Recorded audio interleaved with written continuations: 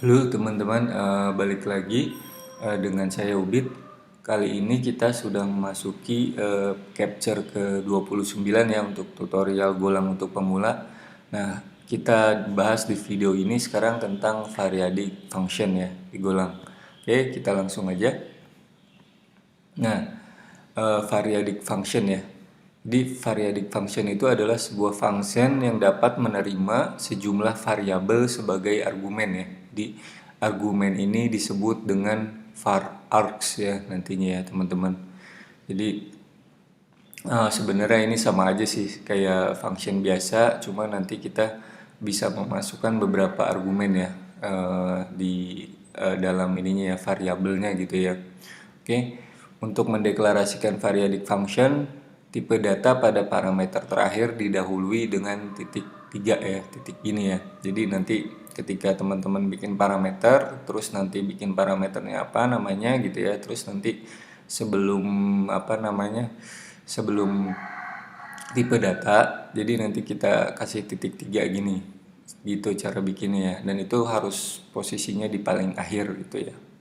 Oke, jenis fungsi ini berguna ketika kita tidak mengetahui jumlah argumen yang kita berikan ke fungsi tersebut gitu. Jadi kalau teman-teman nggak tahu nih, berapa nih gitu kan, jadi bikin aja variadic function gitu ya. Nah, salah satu contohnya sebenarnya di variadic function sering kita gunain secara tidak sadar ya, yaitu function printline yang bawaan dari paket FMT yang kita kalau mau cetak gitu ya. Itu sebenarnya dia variadic function. Nanti kita lihat ya, dia itu variadic function. Oke, langsung aja. Nah, ini contoh program variadic function ya teman-teman ya. Jadi kita bikin function, nih functionnya sebenarnya sama aja kan kayak biasa ketika sama kita membuat function di sebelum-sebelumnya. Cuma bedanya di sini pada saat parameter gitu ya. Nah, di sini nanti kita masukkan titik 3 gini. Nah, ini artinya kita bisa menerima beberapa argumen ya. Nah, sebelum habis itu nanti teman-teman masukin tipe datanya gitu ya. Oke, jadi nanti di sini kita masukin argumennya ini. Nanti bisa di apa namanya? Di iniin dengan tanda koma ya. Istilahnya gitu ya. Jadi dibatasi dengan tanda koma. Misalkan mau teman-teman mau masukin argumennya berapa, ini bebas ya. Ini saya coba masukin 5, nanti dia ini kan programnya dia akan menjumlahkan ya gitu ya, bikin programnya nanti dia akan menjumlahkan angka yang ada di dalam sini gitu ya. Nah, ini kita bisa masukin berapa aja gitu ya. Di var args ini berbeda dengan tipe data array atau slash ya di Golang ya. Jadi pada parameter bertipe array, kalau kita misalkan udah punya array gitu ya, kita harus membuat arraynya dulu gitu kan sebelum dikirimkan sebagai argumen gitu ya. Sedangkan kalau var args ini kita jadi kita bisa mengirim banyak data hanya dengan memisahkannya dengan menggunakan tanda koma gini. Nanti kita bahas juga tuh bisa dengan slash juga gitu ya. Oke, sekarang kita coba yang ini dulu ya. Yang untuk variadic functionnya dulu, yang awalnya dulu. Oke, teman-teman boleh buka VS Code-nya, kode editornya. Terus di sini kita coba bikin ini aja ya, folder dulu, kita namain aja misalkan go dash variadic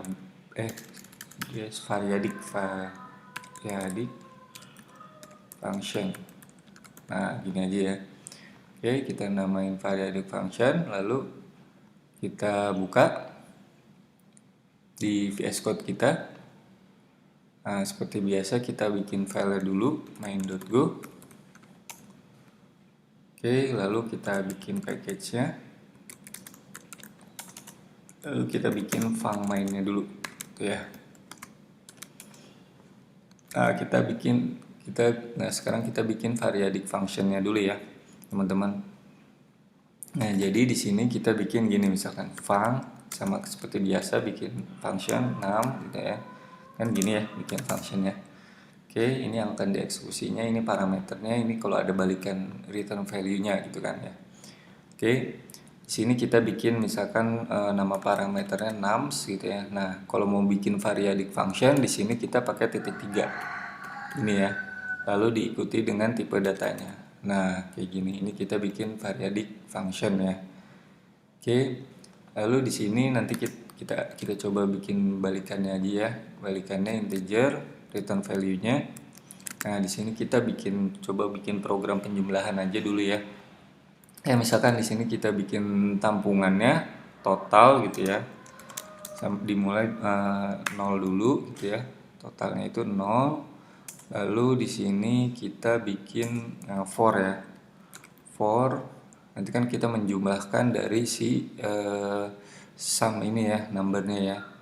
Jadi nanti kan dia kalau variadic function gini dia berubah nanti jadi slash ya. Nah, dari slash itu kan kita nanti di materi sebelumnya kita pernah belajar untuk mendapatkan data untuk slash itu bisa pakai for range ya, gitu ya. Oke, for terus underscore ini kita ignore aja untuk indeksnya, ini kan for, habis itu kan sintaksnya for terus indeks ya kan, indeksnya kita abaikan aja, kita nggak mau ambil. Lalu kita ambil value-nya aja, value-nya kita namain 6 misalkan ya. Lalu dari range kita ambil dari si 6 sini gitu kan, kita ambil dari sini ya kan, kita loop ya. Lalu kita pakai ini ya, total kita jumlahkan ya, total gitu ya, plus total sama dengan total plus 6 atau total plus sama dengan 6 gitu ya, sama seperti itu. Oke, habis itu kita return totalnya. Nah, habis itu kita return totalnya gini ya. Oke, lalu di sini kita masukin si function sum ini mungkin ke dalam variabel ya, misalkan kita namain bebas ya, ini variabelnya saya namain sum all aja. Nah, ambil dari si sum ini gitu ya. Nah, ini variadic function nih tuh. Ini kan teman-teman lihat nih. Di sini kita bisa masukin beberapa data karena dia udah masuk variadic function ya, ini di sini ya. Tuh. Jadi sebenarnya teman-teman nggak masukin data juga dia nggak error ya, dimulai dari 0 sampai sekian gitu ya. Ini nggak error dia. Ini error karena dia belum dipakai gitu ya. Nah, bebas tuh. Teman-teman nggak harus isi datanya sebenarnya. Gitu ya. Oke, kita masukin datanya, misalkan kita mau melakukan penjumlahan 1 ditambah 2 ditambah 3 ditambah 4 ditambah 5 gitu ya. Oke, seperti ini udah kita masukin functionnya, ini variadic functionnya, datanya, argumennya juga udah kita masukkan di sini. Lalu kita cetak si sum all-nya ya. Nah, ini kita cetak ini. Nah, ini udah jadi ya. Jadi kita menjumlahkan dari ini ya. Nah, ini kan kita ini variadic function. Nah, kita di sini bisa memasukkan beberapa data ya, bebas ya. Mau banyak juga bebas gitu ya. Karena ini variadic function. Jadi kita bisa masukkan beberapa data dengan memisahkannya dengan tanda koma gini ya. Kayak gitu. Oke. Nah, ini kan tadi kita bahas println ini merupakan variadic function ya. Ini teman-teman bisa lihat nih. Misalkan gini ya, control plus klik aja. Nah, ini dia. Println ini sebenarnya variadic function tuh. Kalau kita lihat ya. Tuh. Oke. Nah, ini coba kita jalanin dulu programnya. Jangan lupa di-save dulu. Go, run, main.go. Nah, ini hasilnya 15 ya, gitu ya. Ini hasilnya 15 karena dia akan menjumlahkan semua ini ya. Jadi kode programnya nanti sebenarnya kita tampung dulu di variabel total, lalu nanti angka pertama 1, lalu 1 ditampung di total, angka berikutnya 6-nya di loop lagi, habis 1 berapa, 2, berarti 2 tambah 1 3 gitu ya. Jadi 3 ditampung sama si total, lalu 6-nya berapa, 3 tambah 3 6, lalu ditampung lagi di si total 6-nya, lalu 6-nya nambah lagi jadi 4, 6 tambah 4 10, 10 ditampung di total, lalu 6-nya nambah, diulang lagi gitu ya, bukan nambah, diulang lagi di loop, dia ke yang 5, jadi 10 tambah 5 hasilnya di return total 15 gitu ya. Seperti itu ya programnya ya. Jadi variadic function ini kita bisa menambahkan variabel argumen, ini datanya bisa banyak ya gitu ya, seperti itu. Jadi kalau teman-teman nggak tahu kita mau masukin berapa ya datanya ya, jadi teman-teman bisa bikin variadic function gini gitu ya. Oke, jadi pada contoh yang ini kita udah membuat sebuah variadic function yang bernama sum ini ya teman-teman, yang memiliki parameternya nums ya kan. Nah bisa kita lihat nih, kita menambahkan simbol ini ya, titik 3 ini di dalam parameternya gitu ya, lalu diikuti dengan tipe data integernya, terus di dalamnya kita ada variabel yang namanya nums gitu ya. Nah, kita iterasi ya, mengambil nilai yang dikirimkan, kemudian kita jumlahkan dengan variabel total, gitu ya. Terus kemudian dalam function main kita panggil sum all-nya dengan memberi ini 5 buah ya, bebas, teman-teman bisa berapa juga gitu ya. Terus dipisahkan pakai tanda koma ya, jangan lupa ya. Oke, argumen inilah yang kemudian kita jumlahkan nih. Ya, ini yang kita jumlahkan, kita bisa menambahkan argumen sebanyak yang kita inginkan. Nah, kalau kita lihat sebenarnya variadic function ini mirip ya sama function biasa ya, cuman seperti pada umumnya ya. Jadi cara membuatnya juga sama, membuatnya function bisa bisa gitu ya, hanya saja kita menambahkan parameter yang bertipe var args di sini ya. Parameternya berupa var args ke function tersebut. Jadi var args itu memiliki ciri itu dia ada titik tiganya gini ya di dalam tanda kutip ini sebelum tipe datanya dia. Terus gimana kalau teman-teman kita bikin variabel argumen lebih dari satu misalnya nih? Ini nggak bisa ya teman-teman. Jadi kita hanya bisa membuat satu variabel argumen ya di dalam sebuah function ini ya. Jadi dan itu pun harus di paling akhir, eh, di paling terakhir atau paling kanan ya. Jadi kalau kita punya bikin variabel argumen di tengah-tengah atau di awal itu nggak bisa ya, hanya bisa di akhir saja gitu ya. Jadi kalau ada 3 parameter, misalkan kita ingin rubah menjadi parameter argumen, parameternya harus ditempatkan di paling belakang gitu ya. Contohnya misalkan gini, teman-teman punya 2 parameter. Di sini param 1 gitu ya. Terus tipe datanya string.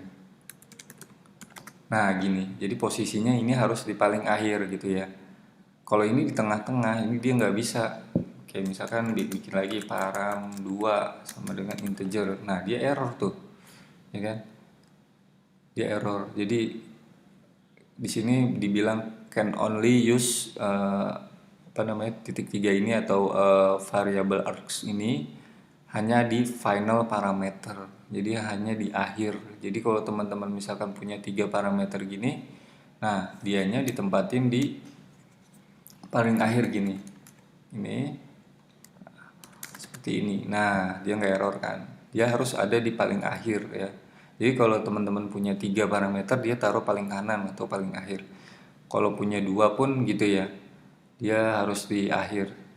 Jadi jangan di tengah-tengah atau jangan di kiri. Di kiri juga dia bakal error. Misalkan gini, teman-teman punya 2 parameter ini ya, terus teman-teman ditaruhnya di kiri. Nah ini juga error, sama, dia harus ada di final, harus ada di akhir ya. Jadi gitu ya teman-teman ya. Jadi harus ada di akhir atau di paling kanan. Oke, ini kita hapus lagi. Seperti ini, kita balikan. Nah ini ya untuk variadic function ya, cara membuatnya ya teman-teman. Oke, kita lanjut lagi ke slide-nya. Nah, bagaimana kalau teman-teman udah terlanjur punya slice ya, terus mau dimasukin ke variadic gitu ya, variadic function. Nah itu bisa ya, jadi slice sebagai parameter. Jadi pada contoh sebelumnya kan kita menuliskan angka-angka langsung saat memanggil function ya. Nah ini kan contoh sebelumnya nih, ini kita menuliskan angkanya langsung gitu ya di sebuah function itu. Sebenarnya kita bisa memasukkan slice sebagai argumen pada variadic function gitu ya. Jadi nanti var args pada variadic function akan diubah menjadi slice. Sebenarnya oleh karena itu kita bisa melakukan perulangan pada var args untuk melakukan penjumlahan gitu ya. Jadi sebenarnya ini kan dirubah ini jadi slice sebenarnya ya. Kalau udah di variadic, coba kita lihat di kodenya.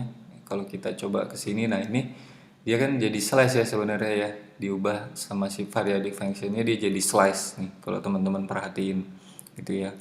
Oke. balik lagi. Nah, ini contoh variadic function di slice parameter ya. Jadi nih, kan teman-teman tadi sebelumnya menjumlahkan ini ya. Nah, ini menjumlahkan angka dengan koma. Nah, sebenarnya kita bisa juga nih kalau bikin slice gini. Cuman bedanya kalau pakai slice ini kan kita harus membuat slice-nya dulu ya. Membuat slice-nya dulu gitu ya. Nanti kita masukin ke sini. Gitu ya. Ini kita bikin slice ya, lalu misalkan kita tampung si apa variabel sum ini. Nah, nanti manggilnya teman-teman nums, ini kita manggil ininya, lalu dia manggilnya pakai titik 3 gini. Jadi kita pecah ya, jadi slice dia. Gitu ya. Oke, lalu kita print gitu. Oke, kita coba dulu ya, teman-teman ya. Di kode editor kita di sini aja ya kita bikin ya. Sini misalkan variadic function slice parameter gitu ya. Oke, kayak gitu. Nah, ini kita tambahin dulu biar kita bisa lihat sumnya gitu ya. fmt titik print line lalu nums. Nah, ini kita lihat nanti ya dia berapa angkanya di sini. Lalu kita bisa bikin slice ya, namanya nums. Lalu kita ya bikin slice dulu, tipenya integer. Lalu kita masukkan elemennya. Misalkan kita nyembahin 10,20, 30, 40, 50. Bebas teman-teman mau panjang juga bebas ya. Nah, lalu kita tampung di variabel total. Total sama dengan si functionnya ini, sum, function ini, sum, lalu kita masukin ininya, parameternya. Nah, ini kan parameternya dia berupa ini ya, apa namanya, slice ya. Jadi kita gini caranya, nums, functionnya gitu ya, ininya, apanya, si ininya nih variabel yang tadi kita buatnya. Kita kan buat variabel dulu ya, buat variabel berupa slice. Nah, kalau kayak gini dia error kan, karena dia tipenya slice ya. Jadi teman-teman harus seperti ini, tambahin titik 3. Nah, ini. Jadi dia dipecah gitu ya, karena ini kan berupa slice gitu. Oke, lalu kita cetak. Setelah kita tampung tadi, kita cetak si totalnya. Oke. Nah, seperti ini ya. Ini variadic function slice parameter ya. Jadi teman-teman bisa ya memasukkan slice ke dalam variadic function ini gitu ya. Caranya seperti ini gitu ya. Oke. Kalau kita coba print hasilnya, ini save dulu gitu ya. Kita save, lalu kita jalankan programnya, coba.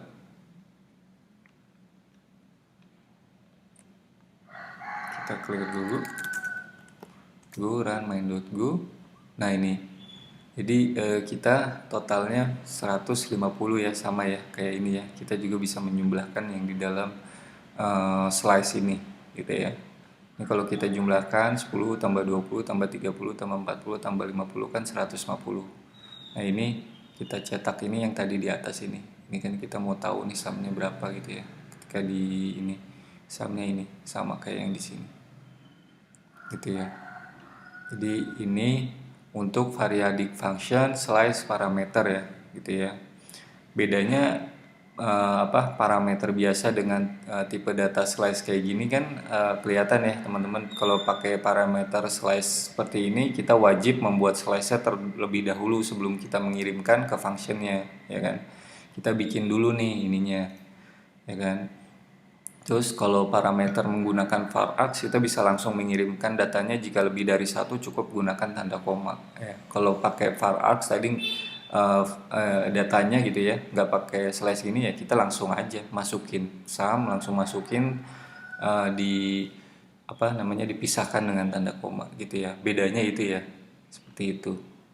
Jadi nanti disesuaikan dengan kebutuhan ya. Kalau teman-teman udah terlanjur punya datanya berupa slice ya udah kayak gini nanti.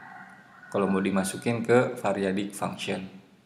Oke, seperti ini aja ya teman-teman ya untuk pembahasan tentang materi variadic function di Golang. Oke, kita balik lagi ke slide. Nah, oke, selesai untuk materi variadic function ini. Teman-teman boleh ulang-ulang kalau masih belum jelas ya videonya. Oke, teman-teman kalau misalkan butuh source code-nya semua pembahasan di tutorial Golang Pemula, teman-teman bisa ke sini ya GitHub-nya. Saya nanti juga saya cantumin di deskripsi video ini beserta slide-nya juga. Oke, terima kasih teman-teman yang udah menonton ya. Jangan lupa like ya, kalau teman-teman suka sama video saya, terus share ke teman-teman yang lainnya biar ilmunya bermanfaat ya. Terus teman-teman juga silahkan komen buat tanya atau saran kritik gitu ya, atau mau request materi lain juga boleh.